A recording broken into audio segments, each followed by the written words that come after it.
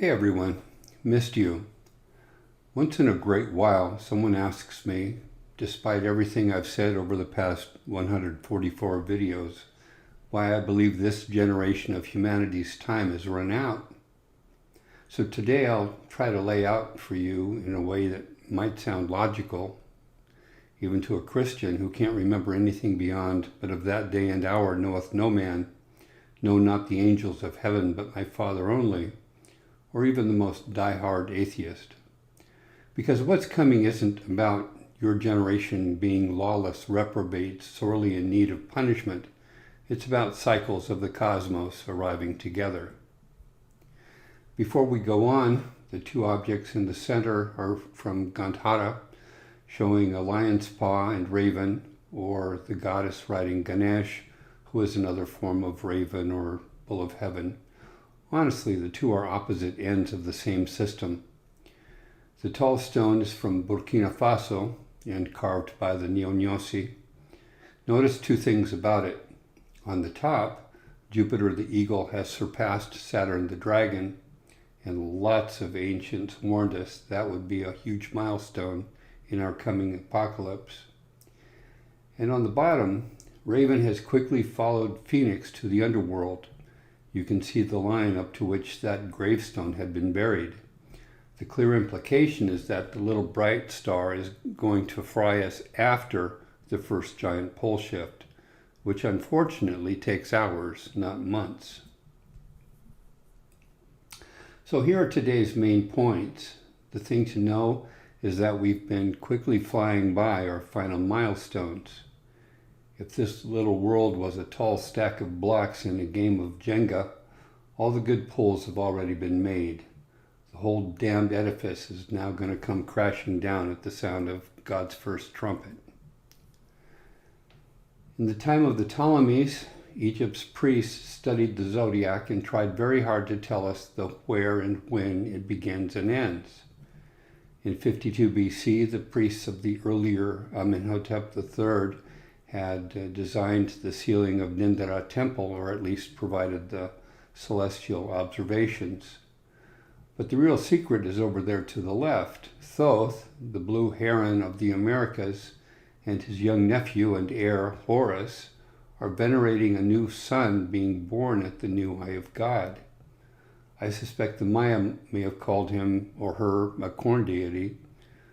So the grand event takes place as the first point of Aries has moved a sign. Note the triangles over where Pisces meets Aquarius. It happens to be the year of a Jupiter sun at Aquarius, a phoenix, and a new moon.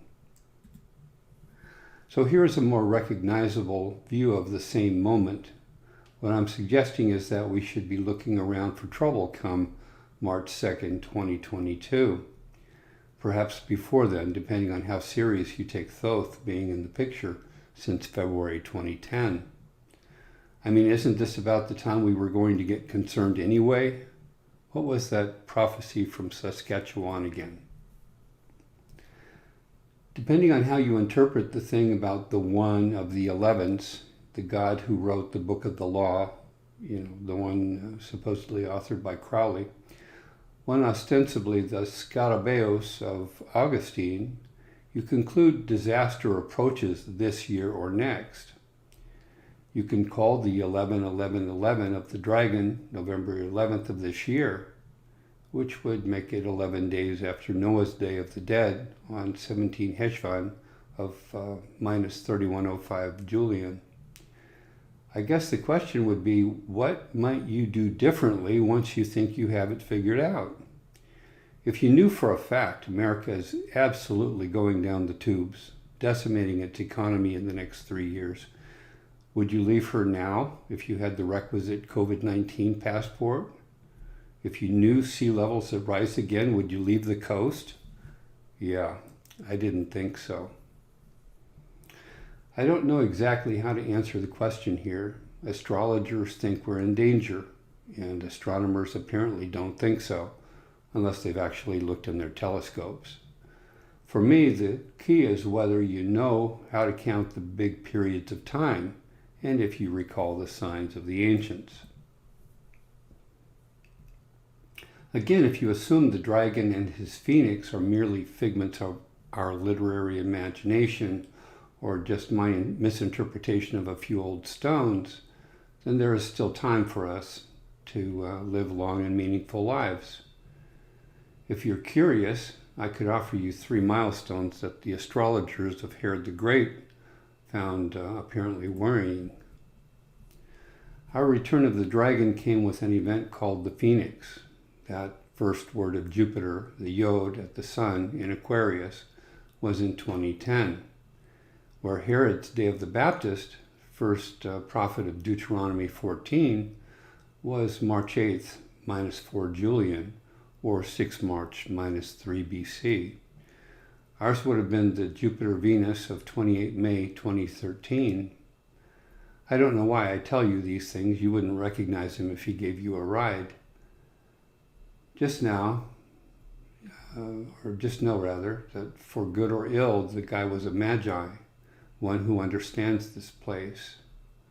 So let's be clear, the god of flood is here, the god of war is here, a sister is here as well, and all 3 will lay down the law. You see, one day soon a child leads the righteous remnant out of this unholy, screwed up place, and a new day will dawn. Melchizedek II gave us one of the last signposts we could blow by, a kind of mistakenly been tracking since about 2007. Hopefully I'm getting better at the signs now as the serious ones are beginning to pop up in our sights. Nebuchadnezzar, a madman of the Bible, a king whose arrogance ended up with him eating grass for a living, said we had better start paying attention 3 months ago, and I totally believe him. If back on about slide 5 you reached the conclusion that we are now in the window of Baruch's 14 years, or Daniel's 7 years, or John's 3.5 years, well then other things begin to make sense. For example, the Maya and their counterparts in Ireland, Turkey, Greece, China, Peru, told us shortly after Jupiter and Saturn got together at the end of last year, Raven would rapidly fall, then rise between 2 suns. And I mean, I hate to say it, but that's all just code for an overdue reversal. As soon as we see the 3 stars of creation aligned across the horizon in December, it will be a bit late for ordering groceries online, cashing your 401k, closing your bank account, or booking a flight to the Med or the South Pacific. Maya scholars said we missed the end of the 13th Baktun in 2012. Personally, I think there was an observational correction to make that big conjunction of 2020, but who am I? So is COVID-19 not good enough? A biblical plague for the end of your last SAR? Have we not had our fill of fires? And by the way, I understand, you don't want to think it's flood time because we can't find Noah's 5,125-year-old wooden boat. Okay, right. And ekpyrosis is going to require a dark place opposite the first point of Aries.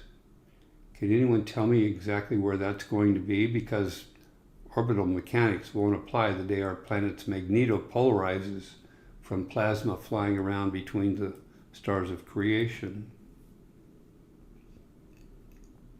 I believe we found out why the 3 pillars keep showing up at places like the Jewish Temple and Mycenae and Sardinia, Bactria, and the Americas.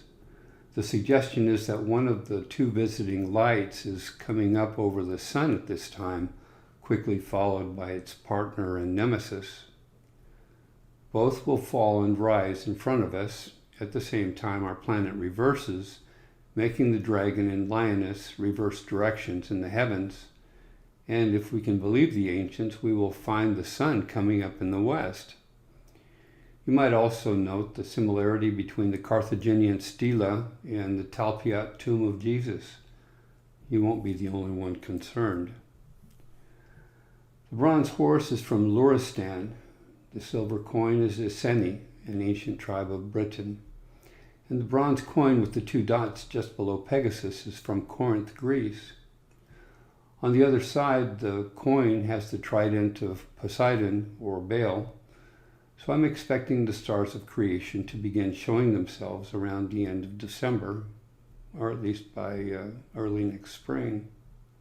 About 90 degrees out from when we got in trouble with their alignment, or will get in trouble with their alignment 3 or 4 months later.